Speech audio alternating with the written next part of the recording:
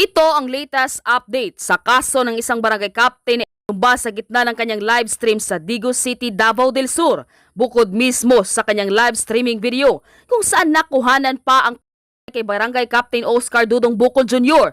sa kanyang bahay sa Digo City noong Martes. Bahagi na rin ng investigasyon ang kuha naman ng isang CCTV. Kita rito ang pagpasok sa subdivision ng isang pulang sasakyan alas 9:16 ng gabi, pati ang pagliko sa ikalawang kanto papunta sa bahay ng kapitan. Matapos ang 2 minuto, sa parehong oras, tay kay Kap, lumabas na ang sasakyan at dumaan sa unang kanto. Ayon sa Police Regional Office 11, ito ang sinakyan ng 3 suspect. Sabi naman ng Davao del Sur Provincial Office, posibleng person of interest na ang mga individual na dati nang nabanggit ni Kap sa kanyang social media post. Kabilang sa kanila ang nakaalitan sa live stream na si Police Lieutenant Colonel Peter Glynn Ipong, ang hepe ng Digo City Police Station. Isinailalim na siya at 20 iba pang pulis sa paraffin test. Nirelieve na rin siya sa kanyang pwesto upang masiguro na hindi maka-impluwensa sa investigasyon. Iniimbestigahan na rin umano nila ang isang lalaking nagsauli ng pitaka kay Kap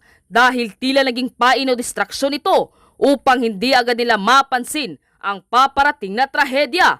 Lalo pat napansin rin ng ilang mapagmatiyag na netizens na di umano'y bodyguard umano ito ni Mayor Tata Sala na isa rin sa mga nakaalitan ni Kap Bukol Jr. Ibinunyag din ng tagapagsalita ng National Bureau of Investigation Southern Mindanao na si Eli Liano sa isang panayam ng media na may indikasyon na posibleng may mataas na antas ng pagsasanay ang suspect na responsable sa pag-atake kay Kapitan Oscar Dudong Bukol Jr. ng 3 de Mayo, Digo City. Trending na rin sa social media ang dating video na di umano'y nagpapatunay na may malaking koneksyon nga si Mayor Tata Sala at ang lalaking nagsauli ng pitaka kay Kapitan Bukol Jr. Narito ang buong detalye. Panuorin, pakinggang mabuti at kayo na ang bahalang umusga. Ngunit bago tayo magpatuloy, huwag kalimutang i-like, share, subscribe, and click the notification bell for more updates and for more upcoming videos. Maraming salamat! Ano yung participation nung nag-uli ng pitaka? Si Silvestre Derecho po.